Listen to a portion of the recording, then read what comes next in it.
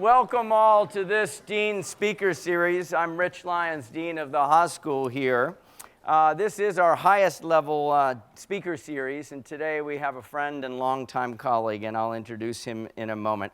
Today's Dean Speaker Series is jointly sponsored by the Dean's Office and also the David Aaker Distinguished Lecture Series in Marketing. And we have a capacity crowd for our speaker here today, and it is our friend and colleague, David Aaker. He is Professor Emeritus. He was on our faculty for decades, a leader in our marketing group, taught branding. When he retired in 2001, we wanted to ensure that future generations of Haas students and our whole community could benefit from his insights. So at that time, we launched the David Aaker Distinguished Lecture Series in Marketing.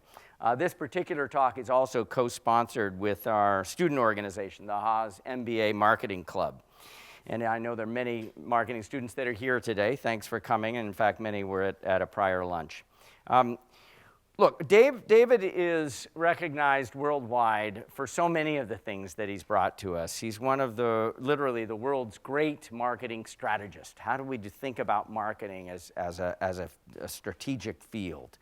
His Aaker brand identity model. I was literally in a meeting this morning on the Berkeley campus around how do we devise a strategic plan for this marvelously complex organization called Berkeley. And in my mind, I was thinking about, well, what are the fundamental identity elements of this university, and how do we project those? What do we represent? When we admit a student, and that student gets into, an undergrad student, for example, gets into 3 other universities, one of the questions in their minds is, why should I tie my life to what Berkeley represents? And not everybody frames their choice to come to Berkeley quite that way, but I think increasingly that's what's driving talent either here or there. And we need a sharp statement. And any tools that I have in thinking more sharply about questions like that, I learned from David and his work. He has been named to the Marketing Hall of Fame by the American Marketing Association. He was on our faculty since 1968. He's the E.T. Grether Professor of Marketing and Public Policy Emeritus. He is also the Vice Chairman of Profit Brand Strategies, a San Francisco consulting firm founded by 2 Haas School alums who were greatly influenced by David's teachings and ideas. That's Scott Galloway and Ian Chaplin. They were both MBA 92. Dave, you know, all of our defining principles, many of you have met him before, but if you thought of beyond yourself, right, a sense of stewardship for something larger, officers eat last, all of those concepts, questioning the status quo as a leader in his field, he was pushing the frontier always. Confidence without attitude, hard to find somebody who nails that better. He writes a book almost every year. This session, this David Aaker co-sponsored marketing series is usually about the next book that David is producing. Students always. It's the support of friends such as yourself, David, that continues to make our school great. We're deeply grateful for your continued support. David Aaker, thank you.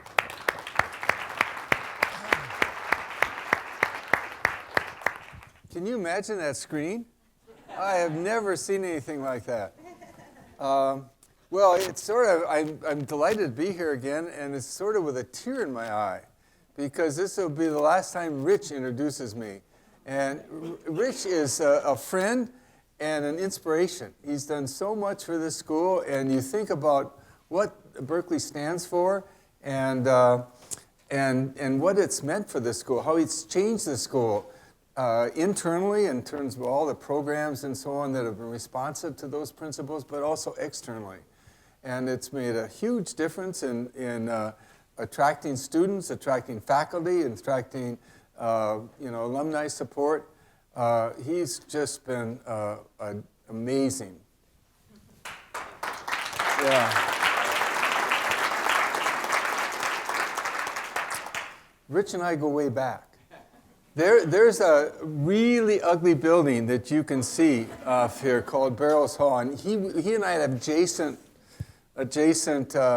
offices, and I would be in there, and it'd be kind of annoying because he'd be on the board explaining to one student, I mean just a student that came into his office hours, he would be explaining one of these macroeconomic, problems that the guy couldn't get.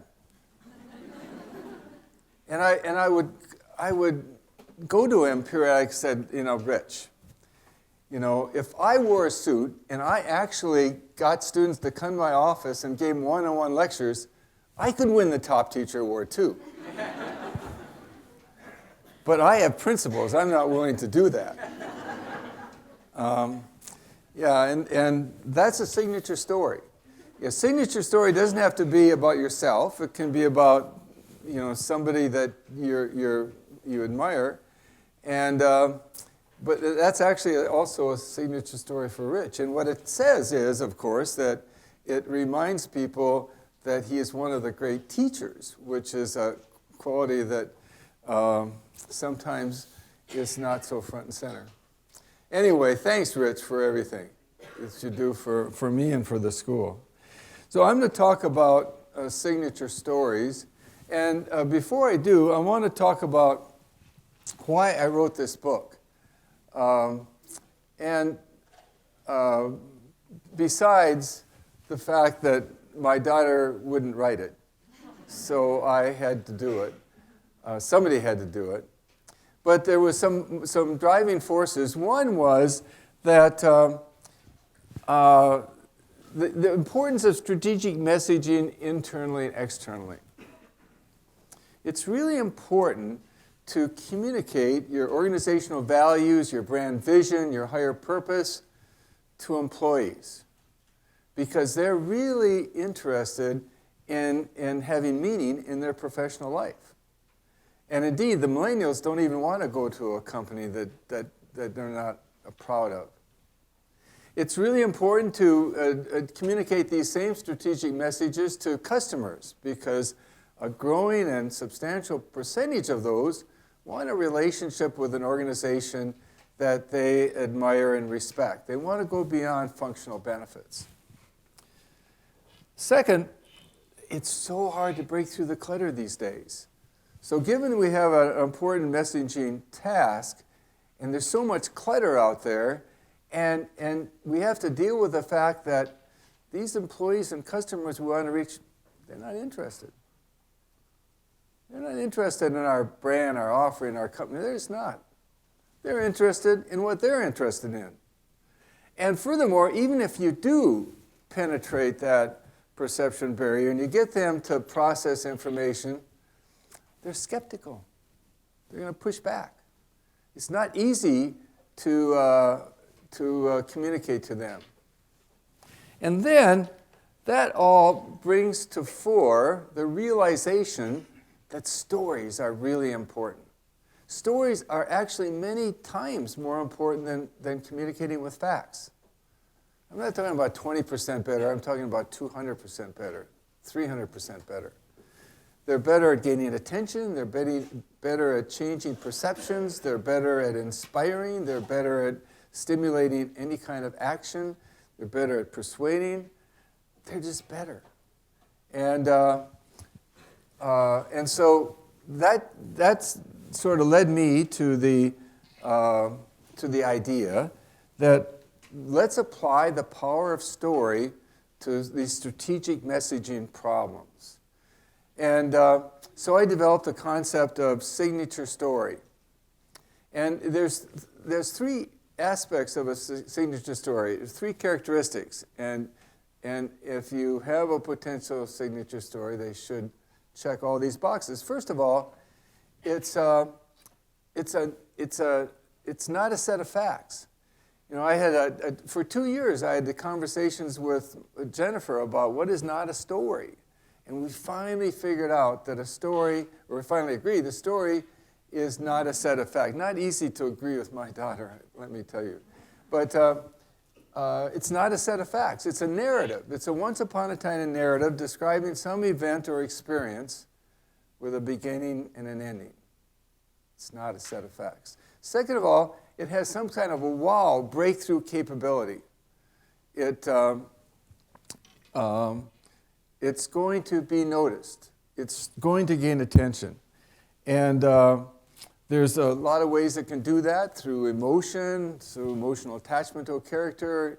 can do it through some really unusual piece of information, and can do it through humor. But there's got to be some sort of wow thing. I got to share this with my friends. This is really amazing.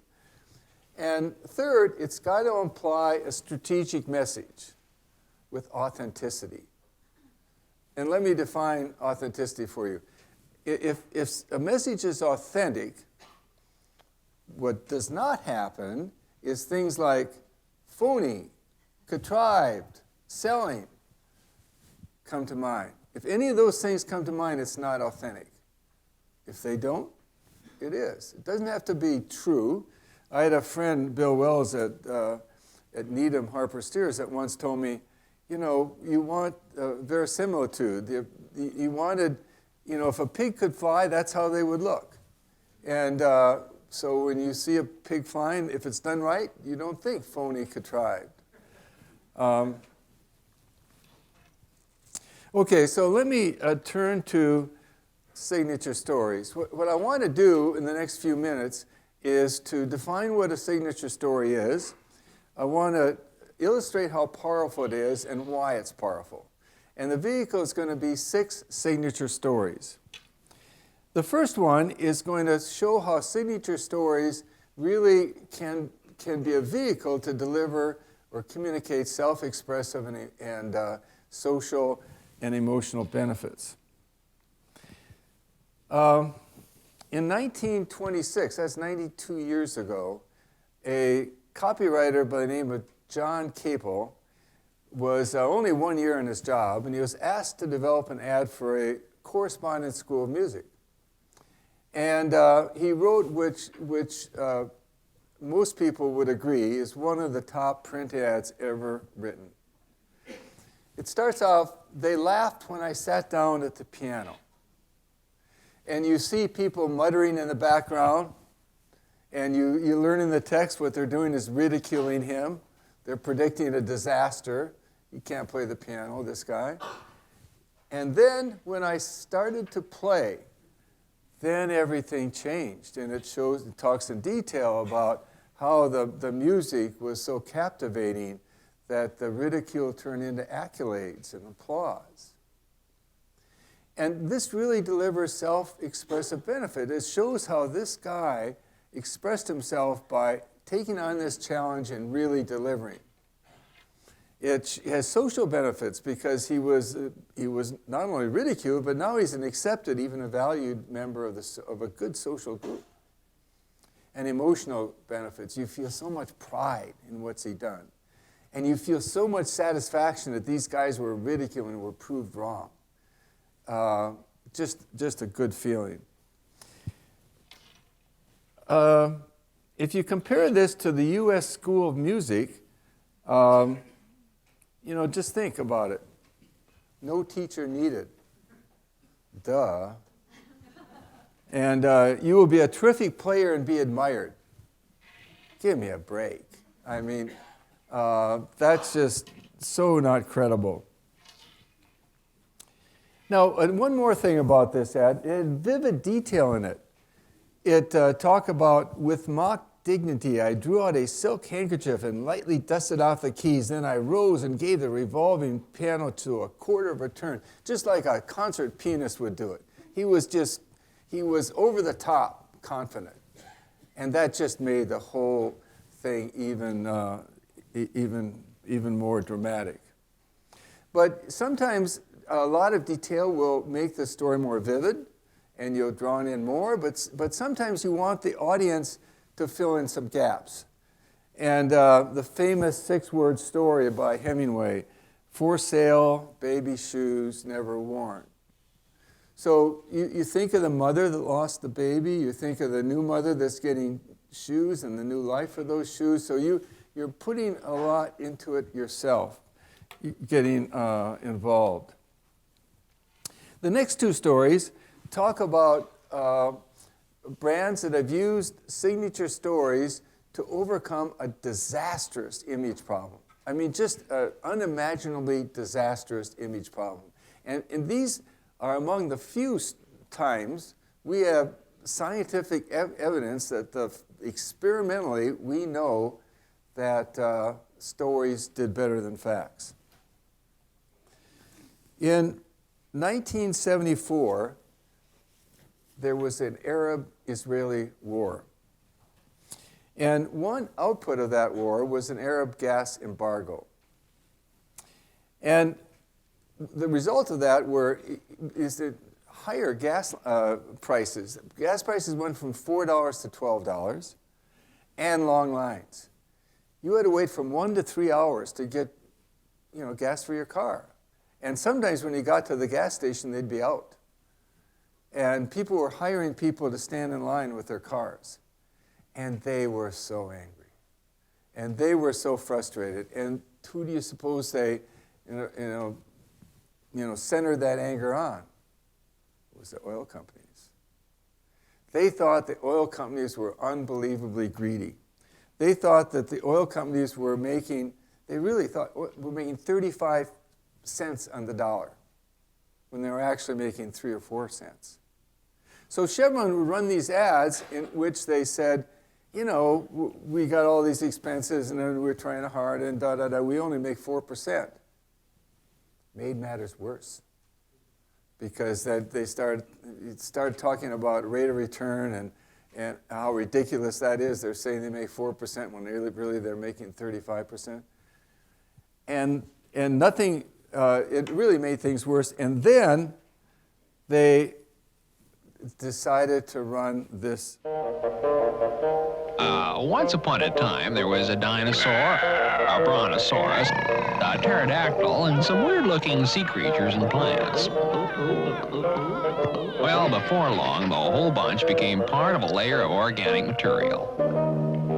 Then, with a little heat and pressure, they formed a pool of crude oil, which turned into 6 tanks of gas, 3 long hauls, a couple thousand kilowatts, and 4 cross-country hops. Now, we're plumb out of dinosaurs, pterodactyls, and the like, and it doesn't look like they're coming back. So don't waste them. The next time you jump in your car, remember, some prehistoric creature gave his or her all for that tank of gas. So go easy, and America's energy will go a lot further. So to understand that ad, you've got to know how signature stories change perceptions and how they persuade. There's 3 elements. First is signature stories gain attention. If you tell people about facts about your profitability or your piano program, people will not be motivated to attend to it. But the story grabs people. You see this story, these cartoons with this great music, it gets attention and gets processed. Second, it distracts from counter-arguing. So when you see a set of facts, your tendency almost always is to be skeptical, to push back, to counter-argue. And this story, this dinosaur story, distracts you from that. You get involved in the story, you're entertained, you're laughing, you're not counter-arguing. I mean, it would be stupid to argue with a dinosaur. I mean, dinosaurs don't even exist.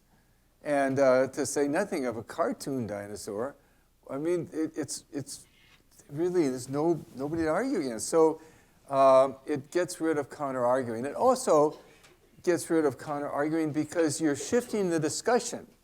You're saying this is more complex and there's conservation that could be going on.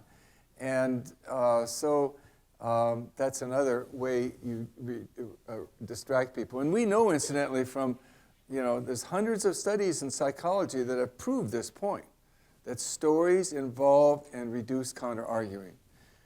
The third thing is you create a liking or feeling that's transformed to the brand. Now, in all the research in marketing and consumer behavior in the last 60 years, I would claim that there's one, or the most robust empirical fact that we know is the liking of the ad If the ad is liked and exposed, then the liking of the brand will go up. And again, hundreds of studies. I personally have done 3 or 4 studies in which I've done econometric modeling with dependent variables liking the brand and independent variables liking of an ad. It's always big effect. So the way an ad often works is you like the ad and that gets transferred to the brand. It's not any kind of logical process. So if people like this dinosaur, they like the guy achieving things socially with a piano, they're going to like the brand. It's just the way it works.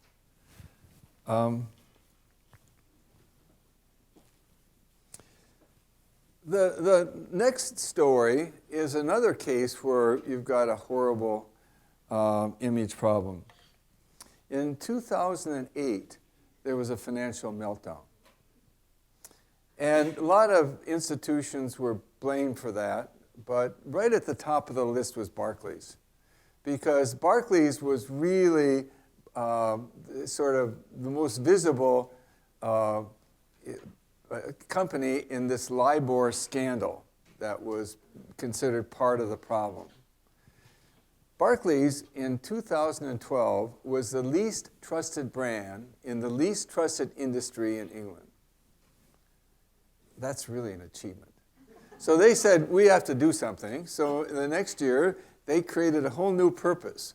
It was about helping people achieve their ambitions in the right way. And after they did that, all the employees got together and talked about what they wanted to stand for, and was the result. And then the employees were liberated to create programs that would help people and their communities.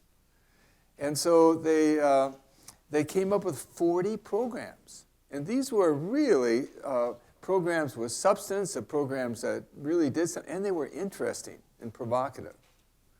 One of those programs was called the Digital Eagles. It started out with 17 employees going to teach their fellow employees how to thrive in a digital world. But then it grew and expanded to teach the general public the same thing, and they now have 17,000 employees involved in that. They have tea and teach sessions in the branches, and they make house calls. And one of their clients was a guy by the name of Steve Rich, who plays what they call walking football. We would call walking soccer. And it's no running, no contact, 6 per side, and it's for people that, for one reason or another, can no longer run and participate in regular soccer. So let's meet Steve Rich. I played football at quite a good level when I was young, all the way up until I got hit by a car and ruptured my knee. So I had to sit on the sidelines. And when I heard walking football was available, jumped at the chance, not looked back since. I'm back in. I can play football again. It's brilliant. I love watching these gentlemen with grey hair smiling like they're 16 again, especially when they score a goal. It's like they've just got the world at their feet. When did you start playing, Vampy? Walking football? Yeah. I heard about it in January and I go every week. Think you'll be playing it one day? Yeah. After your England career? Yeah. With Steve, if he gets an idea in his head and it's something that he really believes in, he will take it and he will run with it. He's not computer literate at all. It's an ongoing struggle. It's just working my way around how best to produce a website. So now you see one of the Golden Eagles approach him to help him. And so what he needed help with was he wanted to really take this sport and build it. He wanted to raise interest in it. He wanted to connect people with teams. He wanted to be a place you could find schedules. And he wanted to even organize a national tournament. And he did all that through the help of the Golden Eagles. So what happened? 20 months into the program, trust was up something like 33%. And there's a half dozen other measures like trust that were up from 35 to 50% as well. That's 6 times the prior fact-based effort to persuade. 5 times. Consideration was up 130%. Oh no, it's 5 times, the other was 6 times. But 5 or 6 times better than before. Here's a real field experiment that sort of proves as definitively as you can prove that stories work better than facts, especially in the worst situations where you have to change a negative image. And remarkably, there was 5,000 mentions in the press. These stories were so interesting, so impactful, so emotional, that they got picked up by the press. 5,000 positive. I mean, I can't tell you how many thousands of negative things they were getting. I mean, everything about Barclays was negative. I mean, you know, think Wells Fargo today. I mean, they really made a dent in that, and they did it using stories. This next story is going to get us into B2B marketing. How do you use signature stories in B2B marketing? What are the special challenges in that context? So take, for example, IBM Watson Health that has many stories around their clients. One is around Orlando Health. They talk about their intractable problems affecting the cost and care, and they talk about the solution, how they leverage Watson Power to a new health management system, moving away from fee to service, kind of transformational for them, really. And finally, about the results, the documented improvements. They had measures like the percentage of women that took some recommended test before and after, and they had 15 or 20 kind of quantitative measures about how this improved things. Well, with that as background, I want to talk about what are the challenges when you're dealing with B2B marketing and you're not dealing with the consumer. Well, one of the things is that it's a little bit hard to use an emotional connection like you do in some of these other contexts. But what you really have to do is be relevant. So what will make somebody perk up its ears and process and get involved is going to be a case study that is sort of say that for which they can say, yeah, that's just the problem I have. Yeah, that's the kind of industry I'm in. And so then being relevant is really sort of a key in a B2B setting. Second thing is that to be intriguing, again, it's hard to use some of these emotional situations. So what you have to look for is a way to punch up either the problem, the solution, or the outcome. And take the problem. IBM was facing failure. They were almost going out of business. They're going to break up into 7 companies when Lou Gerstner arrived. And his story is really made vivid by the fact that that's such a huge problem. You're just wondering, what are they going to do? What possibly could he do? And how would he do it? And then, or if the solution is really dramatic, one of Profit's clients is T-Mobile. And they came out with this program to completely reinvent the way that mobile phones are used, and with no contracts, the Uncarrier it was called. And that was such a dramatic, such an industry-changing, such a dramatic solution, such a creative solution that it really caught people's eye. Or you can have this dramatic outcome like Barclays, these incredible numbers that indicate how successful it was. That will attract attention. That will be intriguing in a B2B sense. And finally, you have to deal with story overload. I mean, my company Prostate has 75 signature stories now. And IBM Watson Health has probably 100. And so you get story overload, you get overwhelmed. There's too many stories. So in a B2B sense, one of the really keys is to figure out how to manage all those stories. I mean, the Berkeley-Haas School has most organizations either have no stories or too few, or they have too many. It's hard to have the right number. So you really need a management vehicle to deal with story overload. You have to things like lead stories, you have to things like a story bank, you have to have things like criterion, so you screen out stories so that the ones you do have are really impactful. They have a wow factor. And so story overload is a lot less of a problem if they're all consistently good. The next story is how you use signature stories to, for freshness and energy. Knorr is a brand that's been around for 180 years. And it was started as a brand that would bring flavor onto the table. And it would, create meaningful moments that were either created or accentuated by flavor. And so they have a group of products that talk about seizing the flavor. And they talk about rich flavor brings people together.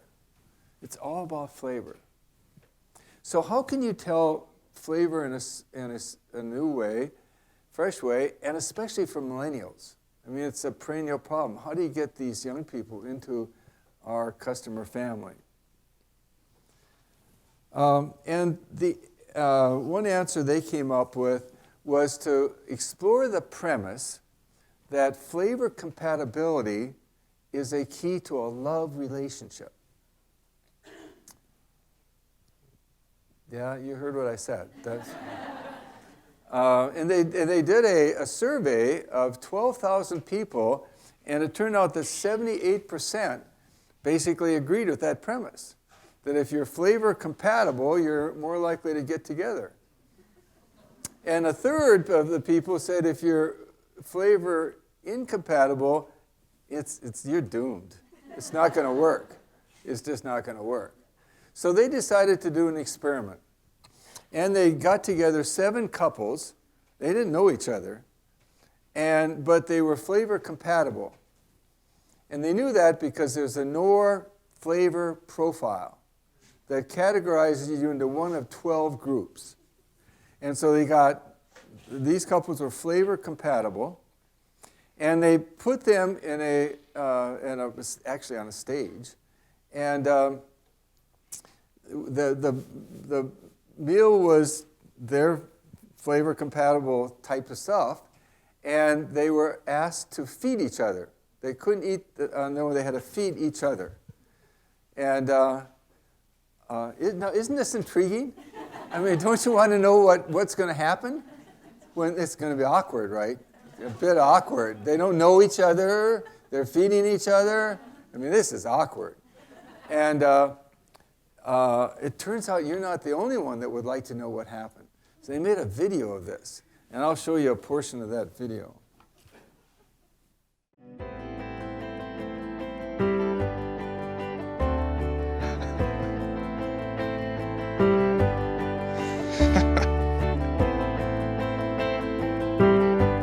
You have to feed each other. So I'm not allowed to put food in my own mouth. The whole meal. Exactly. Okay, cool. Everything is so me. This is like the perfect dinner for me. How are you? Very good, and you? Yeah, I'm good. I'm Clayton. Green. Nice to meet you. Nice to meet you. How do we do this? You know what? This wasn't very expensive. You can just ram it straight in my mouth. I love everything that is on this table. Right, okay. I'm really good at this. So you just need to focus. Okay. Whole thing. That's a good bite, right? Oh my God. Don't move it away from me, move it towards me.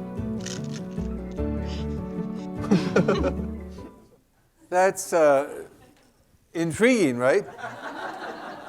That's involving, right? I mean, you just really want to see what's going on. And you'd probably like to see the follow-on videos where some of these had a date, and there was actually on-stage kissing in one case. It was remarkable. But the most remarkable thing is the YouTube version of this video got 80 million views. And their other outlets got another 20. They got 100 million views of this video. This is Knorr. This is a company that sells spices in little bags. And they've been talking flavor for 180 years. What's new to say? They got 100 million views. And that's not the end of the story. They got actually 2.2 billion exposures. 2.2 billion exposures. Why is that? There's news outlets and TV programs all over the place that are also wondering, how's this awkward situation going to work out? And what about this bizarre hypothesis that flavor compatibility drives love relationships? And so anyway, that's a way to take the old flavor story and give it some fresh, using a story. The final story is about a firm that's really committed to signature stories. I've never seen any other firm like this. It's really amazing. And we'll start off with the story of Becky Palmerloo. Becky Palmerloo, this was 3 or 4 years ago, was a 32-year-old woman that was very fit. She's a runner. And she was skiing in Breckenridge with her husband, celebrating their 5th anniversary. At lunch, she felt chest pains and a tickling down her left arm. And she said, well, I can't be having a heart attack. I'm too young and I'm too fit. They went to a local hospital. They were diagnosed with some tearing of the lining of her artery that was causing blood clots. So she was airlifted to UC Health in Boulder, Colorado. And there they discovered that her heart was all but dead. It was barely moving on each side. So that's where we pick up the story. Against all odds, Becky made it through 5 surgeries in 2 days, and doctors implanted a temporary device to circulate her blood. Completely kept alive by machines and in dire need of a new heart, Becky was put at the top of the transplant list with nothing left to do but wait. She had a finite amount of time. I mean, they had the assist devices in. They were at the last stage of being able to use those devices. She was not leaving the hospital until she got a transplant. After 14 days of waiting and wondering if she'd get the heart she desperately needed, a doctor came into her room, locked eyes with Becky, and smiled. And then I asked him, do we have a heart? And he said, yes, we have a heart. Heart transplant, I think, is amazing because as soon as you get it plugged in, that heart starts beating. And I think it's completely humbling to us. I believe it was Dr. Babu who came out and said that everything is great. The heart's ticking. I don't think that any of us who've never been transplanted will truly fully get it. I've never had my life this close to being taken from me. So when it's given back to you in full, I can't imagine what that's like. Not everybody takes it as a gift, and this is somebody that has nurtured this gift and will continue to give back. The other thing that I do think about is the fact that another person had to perish in order for me to live. I do plan to write a letter to that family, thanking them for the gift that they've given me and letting them know the plans that I have to use this new chance at life. And then I would like to someday be able to meet that family and give them the opportunity, if they want, to be able to, listen to their daughter's heart still beating.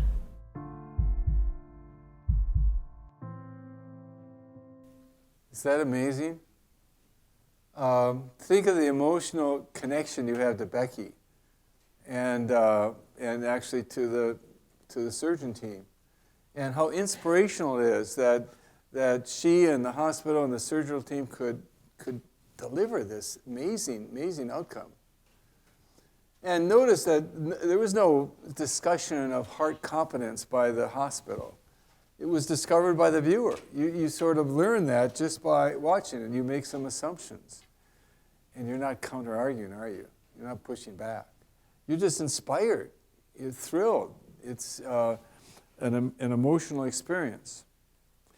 Now later on, they did another video, a minute and a half video about Becky thanking the donor. And you see them traveling, staying in a motel, going to the donor's house, walking at the door, and you see her hesitate, and you feel her emotion and so on, standing there in front of the door waiting to meet the donor's mother. And then there's another video a year later about how she's training for the Transplant Olympics. And this is all, it's kind of like the Berkeley-Haas School. It's driven by one of their values, which are patients first. And Manny Rodriguez, the Chief Marketing and Experience Officer, there says, this is a talk he gave to some fellow marketing people, he said, stop talking about yourself. Tell stories about your client. And that's what they do. They got 150 stories, and I've seen a couple dozen of them. They're all almost to this depth of emotional response. If you open up their website, you don't see anything about the brand or the hospital. What you see is 5 or 6 signature stories.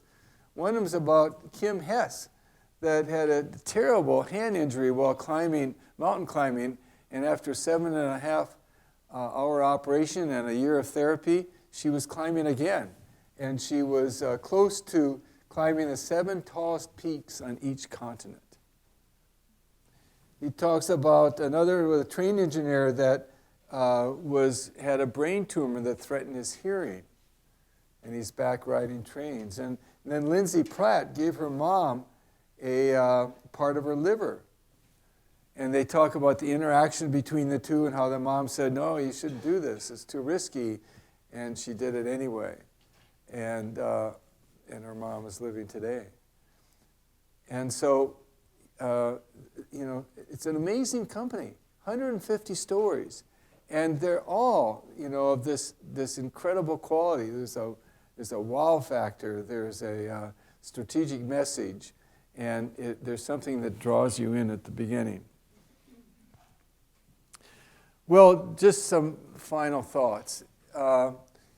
Just by illustrating by these stories and by the research that's been done, signature stories are really powerful, and facts are not. And it's really tempting. You have this communication brief. You have to communicate these 5 facts, and so the inclination is, well, let's communicate these 5 facts. And you really have to realize that people don't care. They're not going to pay attention. It's not going to persuade. It's going to generate counter-arguing. And you're much better off to try to transfer that into a story, even though that's really inefficient. It might appear inefficient. And second of all, finding, creating, and using signature stories is really challenging. It's hard. It's not easy. It's so easy to end up with shallow stories. It's so easy to not have a program that has legs that really generates stories and finds ways to, keep them alive and to use them effectively. It's hard. But at the end of the day, it's worthwhile. At the end of the day, in this digital age especially, it's really the only way. So thank you, and thank you again, Rich, for having me. Thank you, Dave.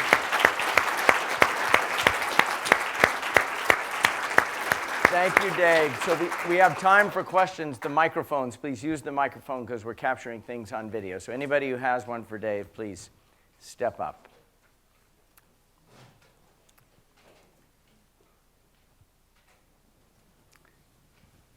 You can go ahead. Is there some? Okay, why don't you take the first one? Can we? It's over there. Yeah, there's a mic over there. You'll have to step over there. Yeah. why don't you go ahead here, and Uta, you can do the second one, please. Sure. Just a quick question. It sounds like stories are incredibly powerful. What if they're not being used for good? For example, you have a brand and someone is attacking your brand with a very powerful story. It's easy to argue against facts because you can counteract with facts or another story. But what do you do if there's a powerful story being used against you? Well, that's a really good question. And the big mistake is to counter with facts. Because as we saw in the Chevron case, you put out facts, you're only making 4% on sales. It only makes matters worse because they won't believe the facts. I mean, you can look at the political world today. I mean, facts just don't matter. Facts, what you have to do is change the conversation. And like Chevron tried to do by getting people talking about conservation instead of along lines. So that's what I advise. You have to develop an alternative story that changes the conversation. One of my examples is Walmart, who was, until Amazon came along, was one of the most hated companies in America. And if you talk about, you interject the name Walmart in the conversation, and if you hear anything you're likely to hear, he screws his employees, he doesn't care about the public, doesn't care about anything except making money and squeezing the nickel. And then the Walmart CEO about 8 years ago was on a camping trip with an environmentalist who said, you really enjoy the outdoors and everything, why don't you help save the planet? And after a year of research, Walmart embarked on an enormous program to be sustainable, to reduce energy usage incredibly. And they insisted their suppliers use more environmental packaging and smaller packaging and on, and they would give them favorable treatment in the stores if they did, and they would exclude them if they didn't. Walmart knows how to use power. And as a result, I saw an article a year or so ago that said it's hard to hate Walmart anymore. So what they did is they changed the conversation. They said instead of, the conversation has to be about a bad employee treatment, bad supplier treatment, and so on, and it can be, there's an alternative. You can talk about their program to reduce energy usage, which is amazing. So the answer to somebody that has a story that's doing damage is to create an alternative story that will change the conversation. That's what I think. Okay. Hi, David. Thank you for your great talk. I work in the marketing department here at Haas, and we create a lot of stories. We create student profiles, alumni profiles, donor profiles, faculty profiles, research stories, news stories. And I wonder how you can balance having too many or too few signature stories. Is there some kind of a guideline or a hierarchy of story or something that would help us make sure we have the key signature stories that we need, but we also keep turning out fresh stories so we don't tell the same story over and over again? Thanks. Story overload is really hard. And I know of so many firms that have not figured out how to handle it. I mean, they get in the story background, they got a flow of stories coming in, and then they get overwhelmed. So it's not easy. One solution is you have a story bank so that people accessing the stories, whether they be consumer or people in the company, they can find the right one that's most relevant for the situation. So you have them coded and so on. Another is to try to screen out the mediocre stories so that if you're in the database and you're pinning a story, you don't have to secondly say, well, is this going to be strong or not? You want to have them all strong. And so you'd be a little tighter about what makes it in. And one of the things that makes them weak usually is the subject of the story is sensitive and wants the content toned down.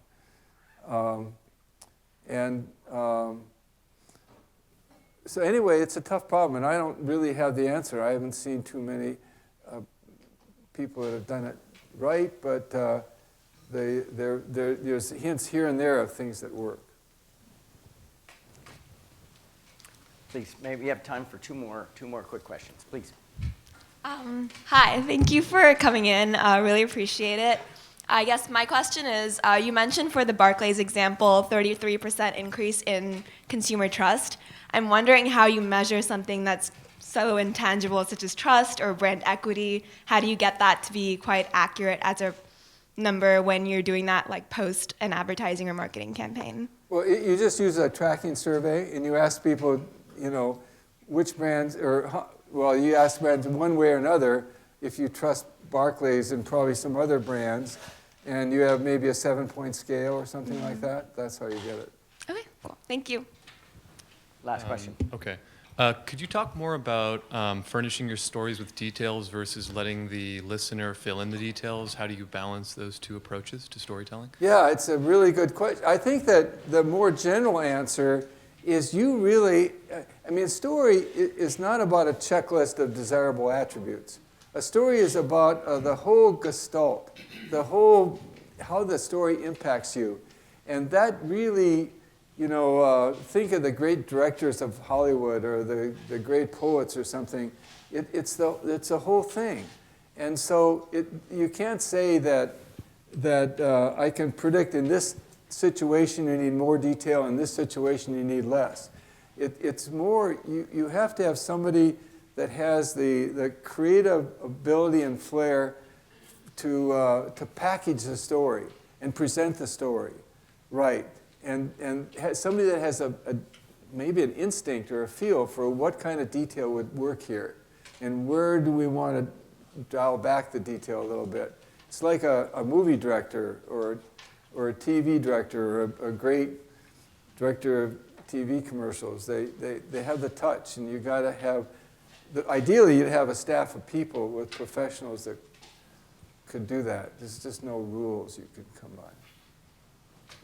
I think there's so many things that came up today and so many things in David's books. I hope you have a chance to read them. A couple that I will remember. Tell stories about your client, not about yourself, right? We all make this mistake all the time. And communicate your higher purpose. People need to hear it to your employees, not just to your clients, and so many others. David Aaker, we thank you for being here today. Thanks. It's been such a pleasure.